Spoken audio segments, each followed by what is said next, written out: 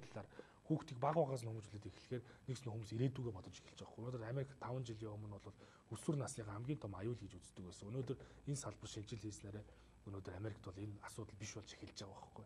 Тэгэхээр бид нар өнөөдөр ирээдүгөө харж байгаа болов энэ үр хүүхдүүдээ энэ өсвөр насныхныгаа анхаарч явах хэрэгтэй. Нэгсэндээ эцэг эхийн зөвлөл, багш нарын зөвлөл гэдэг хоёр зөвлөл хамтарч ажиллаж хүүхдийг хүмүүжүүлж штэ.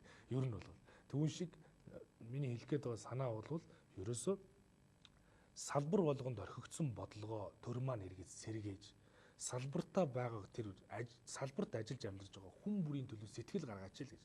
Сэтгэл гаргахгүй байна ерөөсөө гэж бодоод байдаг байхгүй. Тийм учраас сэтгэл гаргах чинь зүгээр улс төрийн нэг шоу битээ байгаасаа сэтгэл гаргах чинь зүгээр нэг сайхан мөндөр барилга барьсныгаа энэ их юм хийсэн шүү. Эсвэл гүүр барьсныгаа хэцүүлэг шийдсэн шүү гэж одоо битгий ярьж байгаасаа. Тэгээд нэг бага үлгэр шиг үн тогтворжуулах хөтөлбөр гэж нэг юм гаргаж ирж баахан мөнгө төгрөгийг аж ахуйн байгууллагууд тарааж өгж байгаахын оронд ядаж өнөөдөр тэр 21 мянган төгрөгөө шийдээд өгсөн байсан бол 5 жилийн асуудлыг шийдчихэл байсан мөнгийг аваач тийшээ шингээчдэг гэж. Ерөөсөө яаж өнөөхөр нөгөө сонгуул болох гэхээр нийгэм тэр хаяараа зүгээр одоо яаж хийж байгаад л ард түмэнд богино хугацаанд таалагдах сонголтыг хийхэд тулд урагшилж байгаа бол ард түмэн бол өөр болцсон. Ард түмэн бол аливаа зүйлд шал өөрөөр ханддаг болсон. Бид нар ирээдүйн 10 жилийн 20 жилийн үр хүүхдийн ажил амьдралыг харж тэгээ бас нэг юм үрмэн нүлдэх хорвоо гэж хүн болгон бодож харж болов сонголтоо хийдэг болсон цаг үед бид нар бол одоо юу гэдгийг тийм нэг хөнгөн зүйлийг ярьж хүний зөвхөн саналыг авахын тулд сонголт хийлгэхийн тулд ханддаг зүйл бол байхгүй шүү. Яг гэвэл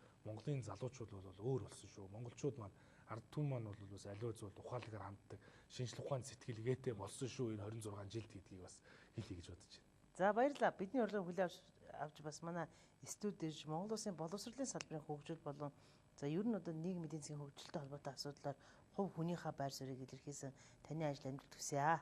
За баярлалаа. Таны ажил амжилт хүсье. За баярлалаа.